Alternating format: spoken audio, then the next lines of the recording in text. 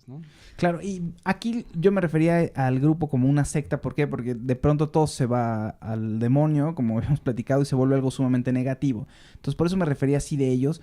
Pero bueno, sí, en algún momento empieza como algo bastante genuino, ¿no? Pues es que, mira, yo creo que, no sé si la gente ha leído cosas de Osho o de Rajneesh en su momento, o sea, porque ponen los autores indistintamente. Seguramente van a encontrar más como Osho en vez de Rajneesh, pero van a ser esas mismas enseñanzas, y la verdad es que si tú lo lees, encuentras una riqueza y un amor muy profundo, o sea, como una enseñanza espiritual profunda, verdadera, o sea, que sí puedes encontrar ciertas respuestas.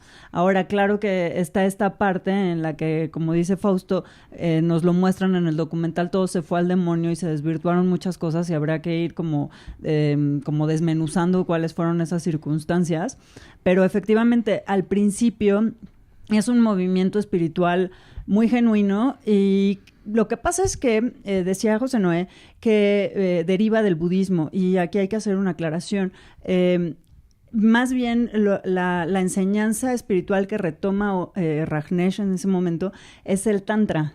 Ok. Uh-huh. Y entonces, a partir de las enseñanzas tántricas, él empieza a generar una serie de enseñanzas espirituales a las que les llama el neotantra, que ahora si tú buscas como qué opinan los maestros tántricos al respecto, te dirían que no, eso no es tantra.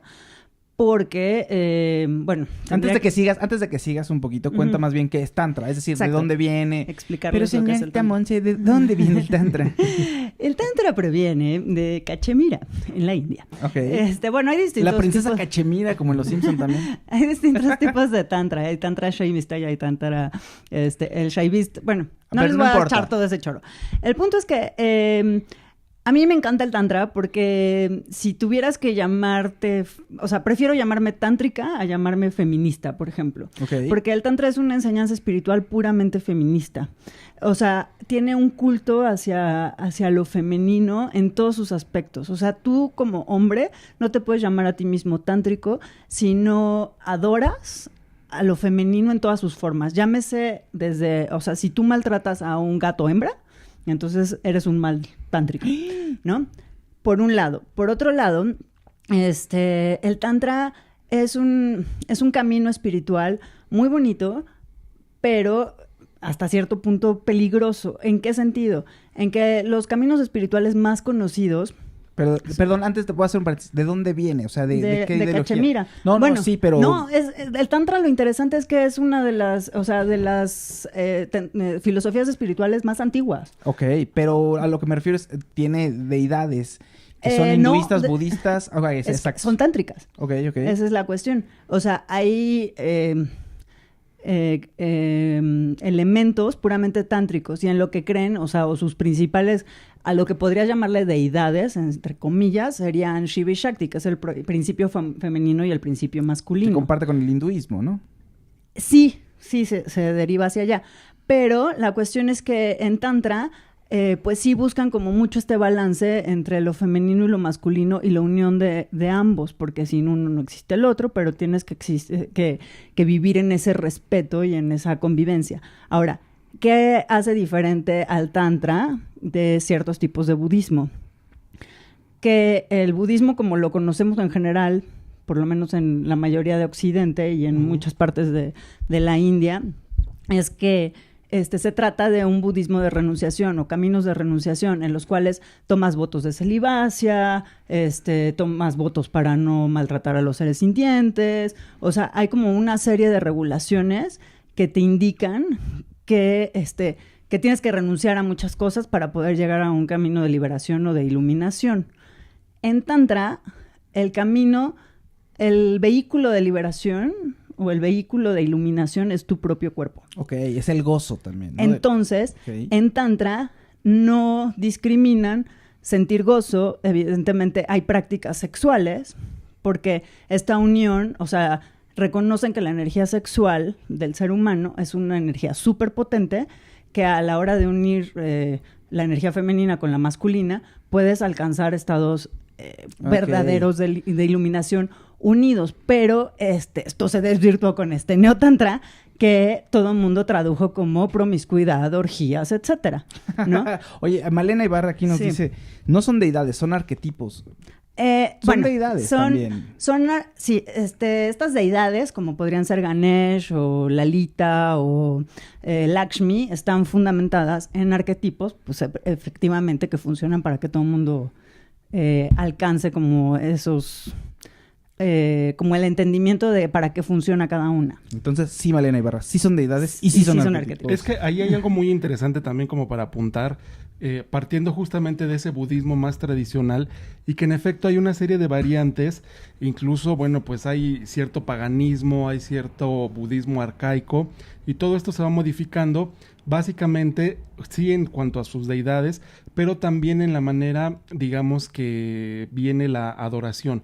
Básicamente podemos pensar que digamos que el punto neurálgico de este budismo es que el Dalai Lama es la encarnación del propio Buda, y una reencarnación significa que el Dios sigue estando con nosotros, a diferencia de algunas otras religiones en donde el Dios, bueno, muere o se transforma, se convierte, y digamos que está en otro plano, ¿no? Puede ser que esté en el cielo, puede ser que esté en algún otro horizonte, y entonces aquí es en donde viene la primera parte quizá de las tres etapas importantes que tiene este personaje de Bhagwan, y que básicamente es cuando vienen todas esas enseñanzas que combinan, digamos que las famosas joyas de Dharma, ¿no? Que podrían ser la vacuidad, que es la compasión. Pero vamos a detenernos un poco, porque es demasiado. Vamos, o sea, resulta que mi Osho, mi Bhagwan, lo que sigue es un camino espiritual que es Tantra,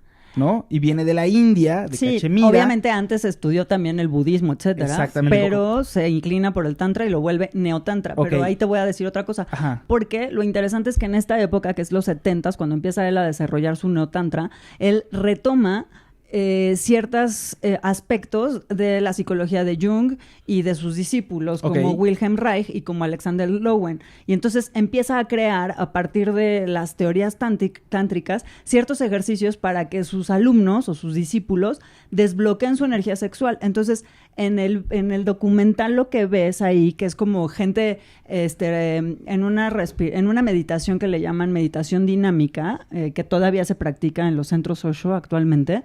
La meditación dinámica consiste en acelerar muchísimo tu respiración y al hiperventilar, evidentemente, entras en un estado de conciencia diferente, luego descargas. Eso es como toda una técnica de psicoterapia corporal que inventó este señor. Espera, está bien, pero es para que la gente, porque no sé, aquí estamos entendiendo y todos lo sabemos, pero la gente no tiene por qué saberlo. Claro. Entonces, Bhagwan Osho lo que hace es seguir un camino tántrico basado en la parte tántrica, en ese camino espiritual, pero también estudia budismo, también estudia cristianismo, psicología, y él hace algo que se llama neotantra, que se basa, como había dicho Monse, en el gozo, pero esto es algo, lo lleva a un extremo, de alguna manera lo desvirtúa y poco a poco se desvirtúa más, como vemos en el documental. Entonces, por eso, como es una filosofía del gozo, se contrapone con la parte del Buda, que es lo que estaba hablando José Noé, ¿no? Que es un camino de renunciación, de no, pues no es que no sea gozo, pero sí todo el tiempo hay que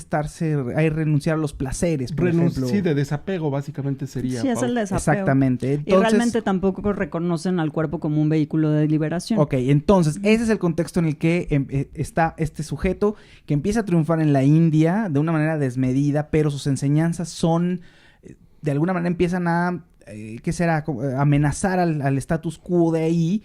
Y genera mucha discordia y también tiene problemas de dinero, porque genera mucho dinero todo lo que está haciendo, y hay un problema de impuestos con la parte local. Entonces, y porque además políticamente se contrapone con las enseñanzas, digamos que de Mahatma Gandhi. Exactamente. Exacto, políticamente, espiritualmente y en la cuestión monetaria empieza a tener muchos problemas y lo intentan asesinar, ¿no? Entonces necesita salir de ahí, necesita crecer porque ahí ya no va para ningún lado.